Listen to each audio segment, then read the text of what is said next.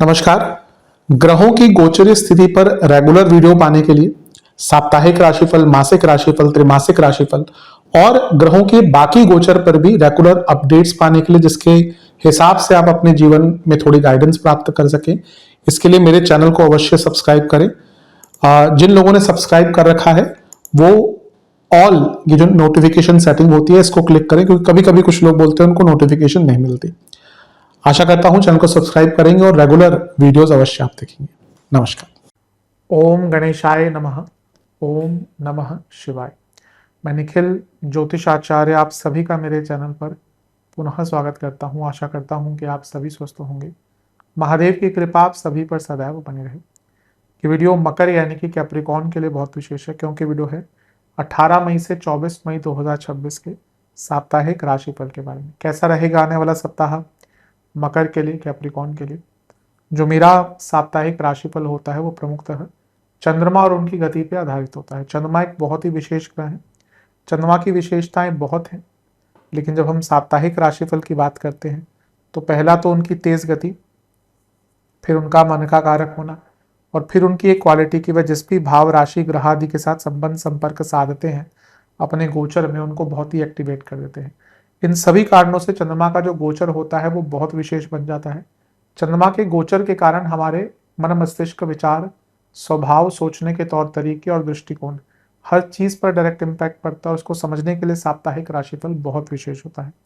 इस अंधकारमय जीवन में ज्योतिष एक मात्र विद्या है जो हमें थोड़ा सा सहारा देती है, गाइड करती है। भले ही राशिफल बहुत ही सामान्य आधार पर दिए जाए, लेकिन एक जनरल गाइडेंस के लिए बहुत उपयोगी होते हैं। यदि आपकी लग्न राशि या चंद्र राशि मकर है, कैप्रिकॉर्न है, दोनों ही गाइडेंस के लिए देख सकते हैं। जहां से सूट और रिलेट आपको ज्यादा करता है वहां से देखिए। व्यक्तिगत तौर पे मेरा मानना है लग्न से देखेंगे तो अच्छा है। इनकेस नहीं पता है आपको लग्न राशि, तो आप अपनी चंद्र राशि से भी इसको देख सकते हैं। शुरू करते हैं अत्यंत महत्वपूर्ण राशिफल का। चंद्रमा आपके छठे घर में आ जाएंगे, यानी कि मिथुन में। ये होगा 18 तारीख को शाम के 7 बजे के आसपास, और 20 तारीख रात के 11 बजे तक चंद्रमा यहीं पर रहेंगे। छठे घर के चंद्रमा देखिए मिश्रित प्रभाव देते हैं, थोड़े अच्छे थोड़े बुरे। यहाँ पे वो शुक्र के साथ बैठे हैं जो योग कारक है, गुरु के साथ बैठे हैं जो विपरीत राजयोग बना रहे हैं, और एक उपचय भाव के स्वामी हैं। शुक्र आपके कर्मेश भी हैं और उपचय भाव के स्वामी हैं, और ये उपचय भाव है। तो पहला तो विपरीत राजयोग के कारण और उपचय भावों के प्रधानता या उपचय ग्रहों के स्वामी, उपचय भावों के स्वामी और उपचय भाव के प्रधानता के कारण ये गतिशील समय रहेगा। ये समय ऐसा है जहां पे आपके कई अधूरे कार्य पूर्ण होंगे, करियर में हो, लिखा पढ़ी के हो, सरकारी काम हो। गुरु शुक्र सौम्य है और चंद्रमा भी एक सौम्य ग्रह है। छठे घर में इतने सौम्य ग्रह, कभी कभी कोई आपकी किसी से बहस हो रही है या किसी से आर्ग्यूमेंट्स चल रहे हैं, किसी से लड़ाई झगड़े चल रहे हैं, परिवार में, बिजनेस लेवल पर, करियर लेवल पर, एट एनी अदर लेवल, उसको कॉम्प्रोमाइज करने का बहुत अच्छा टाइम होता है। दूसरा, छठा भाव जो है वो शत्रुओं का भी होता है। 3 सौम्य ग्रह यहाँ पर, और राहु की प्रधानता डिप्लोमेसी दिखाती है। आज के टाइम में डिप्लोमेसी बहुत काम करती है। अभी बड़े बड़े अभी युद्ध चल रहा है बहुत बड़ा, अगर डिप्लोमेसी से अगर सुलझा लिया जाता, अब रशिया चला था यूक्रेन से लड़ने की, 2 दिन में समाप्त हो जाएगा। 2022 की बात है, हम 2026 में हैं। तो डिप्लोमेसी, कूटनीति इसलिए तो बहुत इंपॉर्टेंट होती है। अभी जो ईरान से वॉर चल रही है, ये भी मुझे जितना लगता है कि आने वाले टाइम में शायद समाप्त हो जाए, मे बी जून जुलाई में, लेकिन यहाँ पे भी डिप्लोमेसी से ही खत्म होगा। मे बी कुछ और देश इन्वॉल्व हो रहे हैं, तो यहाँ पे डिप्लोमेटिकली, डिप्लोमेसी से आप अपने कई प्रॉब्लम्स को सॉल्व कर सकते हैं। बहुत इंपॉर्टेंट होती है। इसको ऐसा नहीं समझना चाहिए कि स्किल नहीं होती। डिप्लोमेसी अपने आप में बहुत बड़ी स्किल है, और ये आज के टाइम में अगर आप लोगों के साथ इन्वॉल्व होकर कुछ कर रहे हैं, then you need to have some diplomatic skills. मकर वाले कभी कभी उस चीज को लैक करते हैं, बिकॉज इनको क्या लगता है कि भैया अगर मैं अपना काम कर रहा हूं या कर रही हूं तो मुझे बस उससे मतलब है। आप अपनी जगह पे सही हैं। मकर वाले आई थिंक सबसे ज्यादा वर्कहॉलिक अगर कोई होते हैं, मकर वाले होते हैं। आप उनको छुट्टी वाले दिन भी बोल दो कि भैया आज काम है, वो रेडी हो जाएंगे। वो खाली नहीं बैठ सकते अधिकतम, अगर शनि बहुत खराब नहीं है तो। इसीलिए आई थिंक थोड़ा डिप्लोमेटिक यहाँ पे रहेगा, आपको ही काम आएगा। राहु का प्रभाव है, तो कहीं ना कहीं कुछ सीखने के लिए और अपने कार्यों को किसी भी प्रकार से पूर्ण करने के लिए भी टाइम बहुत अच्छा है आपका। नवांश कुंडली बता रही है कि थोड़ा रीग्रुप कीजिए अपने आप को रीऑर्गेनाइज कीजिए, उसकी आवश्यकता है। कभी कभी हम, अब सबने अनुभव किया होगा जो भाई 30-35 से ऊपर हो गए हैं, जब हम बहुत यंग होते हैं तो एक दो दिन डाइट भी इधर खराब हो जाए तो कोई बात नहीं होती, एक दो हफ्ते भी इधर उधर हो गया, डे शेड्यूल भी आपका खराब होगा, आप ठीक कर लेते हैं बहुत आराम से। वंस यू क्रॉस 30-35, एक बार आपका शेड्यूल बन गया और एक बार खराब, उसके बाद खराब हो गया, तो आपको कभी कभी 1-1.5 हफ्ता लग जाता है उसको ठीक करने के लिए। तो at times we have to regroup और we have to reorganise ourselves. ये टाइम थोड़ा सा रीऑर्गेनाइजेशन का है of your internal being, of your lifestyle. दशांश कुंडली कार्य क्षेत्र में कम्युनिकेशन पर ध्यान दीजिएगा, बिजनेस थोड़ा अपने ऊपर विश्वास जगाइए, कम हो रहा है। लव लाइफ होपफुल रहिए, होपलेस नहीं। वैवाहिक जीवन, अगर कोई छोटे मोटे झगड़े हुए हैं उनको सुलझा कर आगे बढ़िए। स्टूडेंट्स, आप अब बहुत अच्छा कर सकते हैं अगर आपको अपने ऊपर यकीन हो, क्योंकि अभी यहाँ पे दिख रहा है कि आपका यकीन अपने ऊपर थोड़ा कम हो रहा है। सेहत के हिसाब से पेट की प्रॉब्लम, इन्फेक्शन, एसिडिटी और इंडाइजेशन, सर्वाष्टक में आपका तीसरा घर बली है, कुछ नया स्टार्ट करने के लिए अच्छा समय है। 20 तारीख रात के 11 बजे चंद्रमा आ जाएंगे सप्तम भाव में यानी कि कर्क में, और 23 तारीख सुबह के 2 बजे तक यहीं पर रहेंगे। चंद्रमा का सप्तम भाव में आना एक प्रकार से काफी अच्छा या बुरा नहीं माना जाता, न्यूट्रल कहते हैं इसको, लेकिन क्योंकि आपके लिए वो सप्तमेश है, राजयोग बना रहे, तो ये आपके लिए उतना बुरा नहीं होगा या उतना न्यूट्रल नहीं होगा, अच्छा होगा। मंगल का प्रभाव है जो लाभेश है, मंगल चतुर्थेश है, चंद्रमा सप्तमेश है, दो केंद्र के स्वामी के बीच में चंद्र मंगल योग और मंगल लाभेश भी है। प्रॉपर्टी के लिए अच्छा, बिजनेस के लिए अच्छा, एप्रिसिएशन के लिए अच्छा, रिकॉग्निशन के लिए अच्छा। चंद्रमंगल योग कुछ हटकर करने के लिए भी बहुत अच्छा होता है। चंद्रमंगल योग अगर केंद्र में बनता है तो व्यक्ति के अंदर उत्साह भी होता है, हिम्मत भी होती है। तो टाइम आपका बहुत अच्छा दिख रहा है। ध्यान बस इतना देना है कि गुस्सा मत दिखाइएगा। मंगल लाभेश भी हैं तो वो उत्सुकता भी लाते हैं, तो ना थोड़ा गुस्से से अगर अपने ऊपर कंट्रोल कर सकते हैं तो आपके लिए टाइम बहुत अच्छा जाएगा। ये समय ऐसा है जब आपकी प्रोडक्टिविटी, जैसे मैंने कहा, रिकॉग्निशन और आपकी खुद की सोच बहुत सकारात्मक रहेगी। यकीन मानिए सोच से हमारे कई काम, आप सुबह उठिए, पॉजिटिव सोचिए, ईश्वर की आराधना कीजिए, आपका दिन अच्छा जाएगा। आप सुबह ही उठिए, लड़ाई झगड़े हो जाए किसी से ना, आप तामसिक रूप से रहिए, आपका दिन खराब जाएगा, सत्यता है ये। तो इस चीज पर ध्यान दीजिए। नवांश कुंडली, आई थिंक थोड़ा अपने मन की भी सुनिए, कुछ इच्छाएं हैं उनको पूरा कीजिए। दशांश कुंडली कार्य क्षेत्र में थोड़ा सा एक्सेप्टेंस ले आइए कि आपको, आपके कुछ लिमिटेशंस हो सकते हैं, उसको समझना शुरू कर दीजिए। बिजनेस में कई कार्य जो अटक रहे थे पूर्ण होंगे, कुछ रिकवरी भी हो सकती है। लव लाइफ, अपने लिए और अपने पार्टनर के लिए स्पेस निकालिए। कभी कभी होता है आज का टाइम क्योंकि बहुत कॉम्प्लेक्स है, हमारा जीवन बहुत कॉम्प्लेक्स हो चुका है, हमें पता भी नहीं, कई लोगों को पता भी नहीं होता, क्योंकि we are being governed by internet and social media, mobile.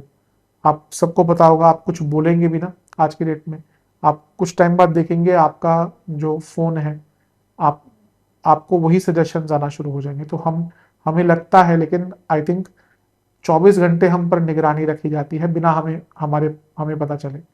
तो हमारा जीवन बहुत कॉम्प्लेक्स हो चुका है, तो उसमें हमें अपने लिए स्पेस निकालनी चाहिए, और ये टाइम उसके लिए वैसा बहुत अच्छा है। अपने पार्टनर को भी स्पेस दीजिए, में भी अपने दोस्तों के साथ कहीं घूमने चले जाइए।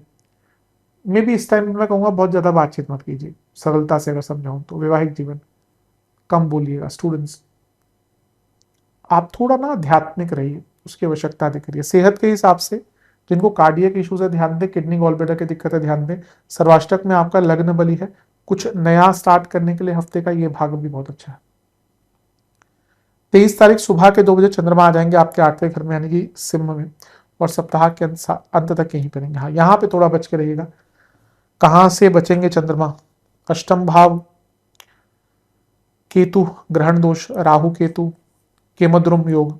क्या जो मेरे रेगुलर व्यूअर्स देखते हैं उनको चंद्रमा के कई दोष तो एटलीस्ट पता चल चुके होंगे, और ये मुझे पता है क्योंकि कंसल्टेशन में लेता हूँ तो कई लोग खुद ही बोल देते हैं कि हाँ ग्रहण दोष है मेरा, मेरा केमद्रुम दोष है, मेरा विष दोष है। तो एटलीस्ट चंद्रमा के तो आई थिंक जो रेगुलर वीडियोस देखते हैं उनको दोष पता चल गए होंगे। तो यहाँ पे चंद्रमा बहुत पीड़ित है। हफ्ते का अंतिम भाग देखिए बहुत अच्छा नहीं दिख रहा, ध्यान नहीं लगेगा, गलतियां करेंगे, पुरानी बातें याद आती हैं, मन बहुत भयभीत हो जाता है। अ, एक टर्म आजकल के यंगस्टर्स बहुत यूज करते हैं, FOMO, fear of missing out. ये चंद्रमा केतु के साथ कभी कभी बहुत एप्ट बैठता है, और अष्टम के चंद्रमा के साथ भी। This sometimes fear of missing out, FOMO. तो यहाँ पे ना कभी कभी हमारे पास कुछ होता नहीं है और हमें लगता है वो उसको ही खोने का हमें डर आ जाता है, fear of missing out on something. तो उस चीज से डरिएगा, सॉरी उस चीज से बचिएगा कि इस प्रकार की चीजें, इस प्रकार की मानसिक गतिविधियां, मानसिक परिस्थितियां बहुत तंग करेंगी। साधना में अपने आप को लिप्त कर लीजिए। अब पुरानी बातों पे मत जाइएगा। वो जो बातें होती है ना, काश ऐसा होता, वो काश काश ही रहने दीजिए इस टाइम पे। अगर वो काश वाली चीजों में बहुत घुसे, ऐसे तो हर व्यक्ति के जीवन में होता है, काश ये हो गया होता, काश वो मिल गया होता, काश वो मिल गई होती, काश वो नौकरी कर ली होती, काश उस टाइम पे वीजा लगा लिया होता, काश उस टाइम पे बिजनेस स्टार्ट कर लिया होता। काश तो चलता ही रहेगा, मरघट तक चलता है ये। अंत के समय में भी आप, आपसे कोई पूछेगा ना कि क्या, जब यमराज भी आएंगे पूछेंगे या उनके दूत आके पूछेंगे, तब भी आप ये बोलेंगे काश ये कर लिया होता। तो उसका तो कभी अंत नहीं होता। इसलिए पुरानी चीजों की तरफ मत जाइएगा। जो नहीं प्राप्त हुआ, कभी कभी किसी कारण से होता है ना, हमें लगता है, मैं कभी कभी बोलता हूँ ना कि एक अ, हरिवंश जी की लाइन है कि मन का हो तो अच्छा, और मन का अच्छा ना हो तो और अच्छा। तो कभी कभी ईश्वर शायद हमारे लिए कुछ और अच्छा प्लान करके रखते हैं। तो यहाँ पे अपने जीवन में जो नहीं हुआ उसके बारे में नहीं सोचना, आप क्या कर सकते हैं। देखिए कितने दोनों में चीजों में फर्क है। शायद आप ये सोचे ना कि शायद आपको इतना नहीं आप प्राप्त कर पाए, पर आपके पास प्रोबेबिलिटी कितनी है टू डू समथिंग बेटर। इसीलिए सोच पर बहुत डिपेंड करता है। आप अपनी सोच से बहुत कुछ बदल सकते हैं। तो हफ्ते के अंतिम भाग में नेगेटिव नहीं सोचना। नवांश कुंडली, फोकस घटेगा, बहुत खराब रहेगा, ध्यान दीजिएगा। दशांश कुंडली, अपने जीवन में एक पैटर्न ले आइए। आई थिंक अभी मे भी पिछले कुछ दिनों से आपका पैटर्न जीवन का थोड़ा खराब हो चुका है। मकर वाले भी दो ये चर लगने वाले होते हैं, 1 4 7 10, बट बिकॉज ऑफ शनि जो उनका, उनके लगनेश है, इनको अपने जीवन में टाइम टेबल बहुत पसंद होता है कि भाई मेरे को अगर रात को 10 बजे सो जाना है, तो जिस दिन इनका 10 बजे की जगह 11 बज गए, ये बहुत परेशान, मतलब कि फ्रस्ट्रेटेड हो जाते हैं। तो अगर कुछ भी ऐसा हुआ है, आपकी दिनचर्या खराब हुई, उसको ठीक करने का प्रयास कीजिए। बिजनेस, बिजनेस में बहुत अच्छा टाइम है।